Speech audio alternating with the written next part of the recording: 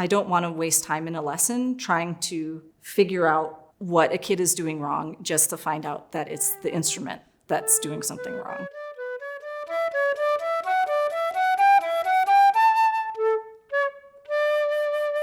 Hi, my name is Merritt Bitticks, and I'm an Altus artist, and I'm also a Suzuki flute teacher trainer. In order to be a Suzuki flute teacher trainer, I've had to teach many, many, many young flutists. One of the issues that we have teaching young flutists is that their arms just are not as long as ours. They cannot hold a flute with a straight head joint the way we can. They end up looking like this. Does it feel like a weird stretch to you right now? Yeah. Some of you may have even seen YouTube videos of young kids on straight head joints and their hands look like this. Hands of almost any size can play a regular flute body.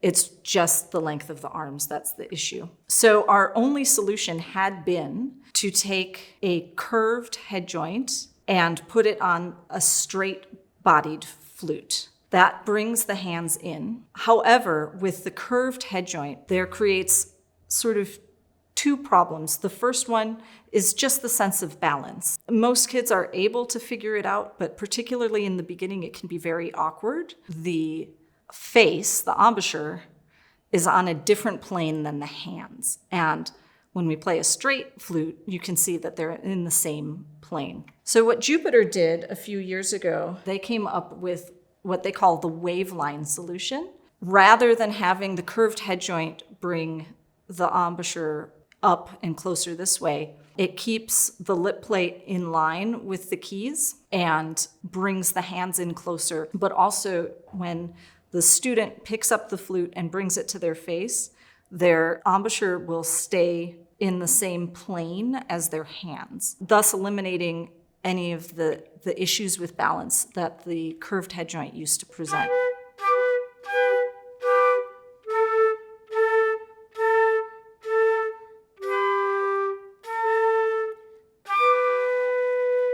When you first started playing the curved head joint flute, how did you feel about the balance on it? Was it a little bit wobbly when you first started playing on it? It was hard to play the C because I could not find the right balance for it. You want to just go for it? Whoa. Does that feel more comfortable to you now? Yeah. With the curved head joint, it was like there was a lot of weight on this one part because it curved up.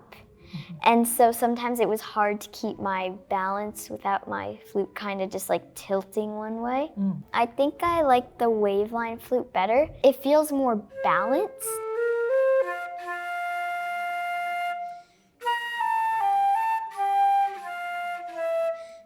One thing I've noticed about these Wavelines is that this B key, the first key here, is totally solid, much in the same way as the same key is on my Altus flute. Many student flute makers like to make that key hollow.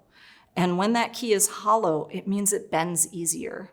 When it bends easier, that means the whole mechanism can go out of adjustment. We all know that even the most careful kids can be a little bit hard on instruments sometimes. So having a solid key is a real bonus for me, both as a parent and as a teacher. And this probably seems really minor, but the pinky key is actually really light. I often have students come in with student flutes, and you need a pinky of steel just to press that silly key down. And what it really does is it means that the kids often just develop the habit of not putting their pinky down at all. It has a very light mechanism. It actually feels very similar to my Altus pinky. The last thing that I wanted to mention, the Jupiter scale, it's the same scale that Jupiter uses throughout its line, which is the same scale on my Altus flute. So these flutes play very, very well in tune.